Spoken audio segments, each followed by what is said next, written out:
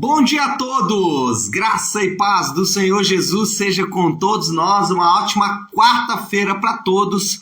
Hoje é dia 20 de abril de 2022. Seja muito bem-vindo ao nosso devocional de hoje. Hoje vamos avançando aí pelo livro de Deuteronômio. Hoje vamos falar dos capítulos 7, 8 e 9. E nesta manhã nós vamos falar aqui de 3 conselhos valiosíssimos que Moisés deu para o povo ali na sua caminhada, para a sua caminhada na entrada da terra. Aliás, 3 conselhos valiosos que Moisés deu para o povo quando eles entrariam na terra, estavam ali nas portas para entrar na terra.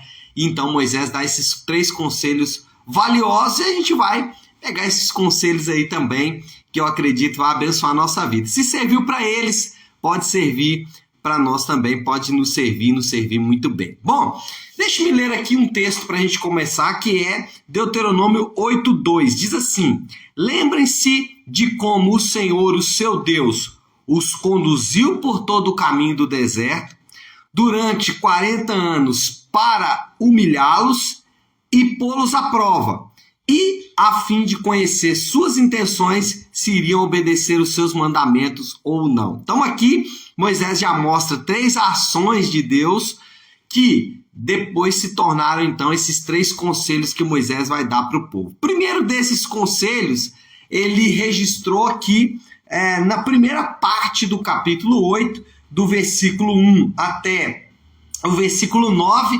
Eu quero destacar apenas o versículo 5, que diz assim: saibam, pois, em seu coração que assim como um homem disciplina o seu filho, da mesma forma o Senhor Deus os disciplina. Então, o primeiro conselho de Moisés é: aceite as disciplinas de Deus. Então, esse é o primeiro conselho valioso. Nós sabemos, não só pela leitura da história da Bíblia, também pela história da igreja, conhecendo a história da igreja, mas também pela nossa própria experiência, que Deus disciplina o seu povo.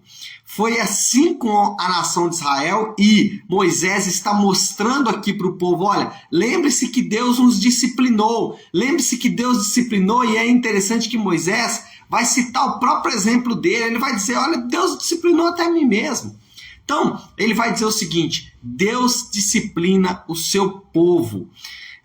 Jesus, lá em Hebreus 5:8, vai dizer que Jesus também aprendeu a obedecer pelo sofrimento. Então, nós não podemos ignorar nunca o fato de que Deus disciplina o seu povo. Nós sabemos que pais que amam, eles disciplinam. Você que é pai, você filho, certamente é filho, mas nós já passamos, ou fomos disciplinados pelos nossos pais, ou temos que disciplinar os nossos filhos. E existe um misto de sentimentos quando temos que disciplinar os nossos filhos. Um misto de dor, porque vamos ter que infligir dor para que haja disciplina, e também, então, nós vamos ficar tristes, chateados por termos que disciplinar os nossos filhos. Por outro lado, nós sabemos que essa é uma atitude de amor. Então, quando Deus estiver nos disciplinando, quando Deus estiver te disciplinando, nunca se esqueça disso. Deus também não se sente confortável com essa situação de ter que disciplinar, mas é um ato de extremo amor de Deus para com os seus filhos. Ele fez isso com o próprio Jesus, o texto que acabamos de dizer aqui. Agora, uma dica, tá? Só uma dica.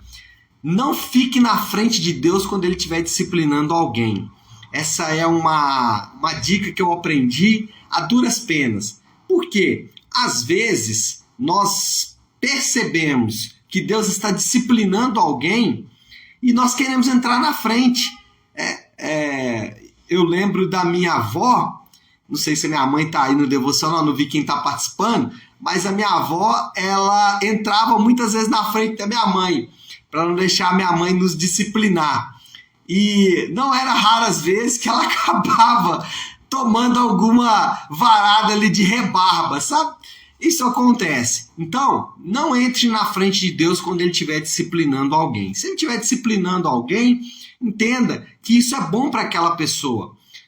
Às vezes, como pastor, eu tenho que me deparar com isso de vez em vez. De ver que Deus está disciplinando uma pessoa e não poder fazer nada. Ou não fazer nada também é um ato de amor por aquela pessoa.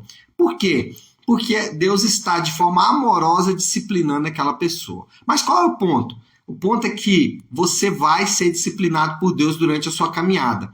E, às vezes, aliás, na grande maioria das vezes, essa disciplina será através de dor, de sofrimento. Vai ter que infligir dor para trazer disciplina. Primeira coisa, então, é essa, né? A disciplina, advertências de Deus. Segundo conselho valioso de Moisés não seja ingrato. Olha aqui o versículo 10, ainda do capítulo 8. Capítulo 8, a segunda parte, Moisés vai falar sobre a ingratidão. Olha aqui o versículo 10. Olha que versículo lindo, gente.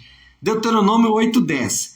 Depois que tiverem comido até ficarem satisfeitos, louvem o Senhor, seu Deus, pela boa terra que ele deu a vocês. Interessante que Moisés não fala assim, quando ou se, aliás, ele não fala assim, se vocês comerem até satisfeitos. Quando vocês comerem. Ele está fazendo uma afirmação de que eles certamente vão comer ou vão ter bons motivos para agradecer a Deus ali na terra em que eles vão passar a habitar. Qual é o ponto, gente? Todo murmurador é ingrato. Isso é fato.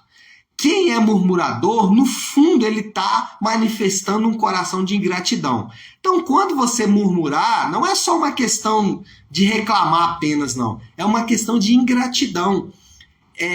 E a murmuração, ela tem essa característica. Não existe nada pior do que alguém ingrato. Olha só que coisa interessante. Jesus, ele é o criador de todas as coisas. O próprio texto bíblico afirma isso lá em Colossenses. Jesus, ele tinha todo o poder, toda a autoridade. Jesus, ele parou tempestades, ele curou enfermos, ele fez milagres dos mais diversos possíveis. Mas na ceia, quando ele estava com seus discípulos, ele levantou o pão e fez o quê? Ele deu graças. Olha só, o Rei da Glória, aquele que tinha todo o poder e autoridade, sujeitou a gratidão ao Pai por estar ali compartilhando o pão com os seus discípulos. Então é muito lindo, mesmo Jesus com o coração grato ao Pai, o Filho com o coração grato ao Pai, por tudo que o Pai, né, deu para eles. Então Jesus, tendo dado graças, o partiu e deu, né? Então isso é muito lindo, mostra a gratidão no coração do Filho. Então, ingratidão é de fato um sentimento, uma sensação, um sentimento mesmo muito ruim, muito feio, né? E gera ali uma sensação muito ruim. Eu lembro de uma oportunidade de um pastor que foi meu mentor no início da minha caminhada, nem pastor eu era ainda, e eu lembro de alguém perguntar para ele assim, pastor, qual é o maior desafio do ministério pastoral? E ele nem pensou, ele já respondeu de bate-pronto. Ele falou assim, o maior desafio do ministério pastoral é a ingratidão. E hoje, né, já desde 2008, 18, 14 anos já no ministério pastoral, eu posso com certeza certificar-me de que o meu pastor falou a verdade. Ingratidão é um dos maiores desafios do ministério pastoral, porque se lidar com isso não é fácil. Agora imagina o próprio Deus, porque um pastor, no meu caso, não faz quase nada para ninguém, ajuda um ou outro, mas é muito pouco, perto do que Deus fez por nós. E ainda Deus tem que lidar com a ingratidão. Então o segundo conselho de Moisés aí é não seja ingrato. E o terceiro conselho é cuidado com o orgulho. Capítulo 9, gente, o capítulo 9 de Deuteronômio é um daqueles capítulos que a gente tinha que decorar. Quando eu estava lendo aqui, eu falei, meu Deus do céu, eu preciso aprender literalmente a viver desta forma. Moisés, ele fala com o povo o seguinte, olha, quando vocês entrarem na terra, vencerem todos os seus inimigos, não achem que Deus fez isso por mérito de vocês. Aliás, deixa eu ler o texto aqui. Deuteronômio 9:6. Olha isso aqui, gente. Portanto, esteja certo de que não é por causa de sua justiça que o Senhor, o seu Deus, lhe dá esta boa terra para dela tomar posse, pois você é um povo obstinado. Moisés está falando assim, olha, gente, não pense vocês que quando vocês entrarem na terra, é o mérito de vocês que vai fazer isso, não, porque vocês também são obstinados. Isso é muito lindo, porque mostra que ninguém pode se orgulhar de absolutamente nada. Aquele povo, o povo de Israel, eles não tinham nenhuma habilidade para realizar a tarefa. Deus não escolheu o povo de Israel porque eles eram uma grande potência militar, porque eles não eram. E se você ler aqui o próprio capítulo 9 de Deuteronômio, o Moisés vai falar dos anaquins, ou enaquins, né? Agora eu não me lembro o termo aqui, mas eram aqueles homens do tipo Golias, homens fortes, altos, e haviam muitos ali na terra de Canaã. Então, a nação de Israel não era uma grande potência militar, nunca foi uma grande potência científica, né? Os próprios egípcios tinham muito mais capacidade científica do que o povo de Israel. Eles não tinham absolutamente nada que eles pudessem se orgulhar. Agora, sabe o que eu aprendo? É que a graça, ela não permite orgulhosos. A graça não permite que ninguém se orgulhe de absolutamente nada. Por quê? Todos, literalmente todos, são salvos apenas pela graça de Deus. Não há outra forma de ser salvo a não ser pela graça de Deus. Então, do que nós podemos nos orgulhar? O apóstolo Paulo vai falar isso lá em 1 Coríntios. Ele vai dizer isso, olha, gente, aonde está a vanglória? Aonde está o orgulho? De que nós podemos nos orgulhar? Muitas vezes o sentimento de orgulho está ligado a uma relação muito distante entre misericórdia e justiça. Como assim?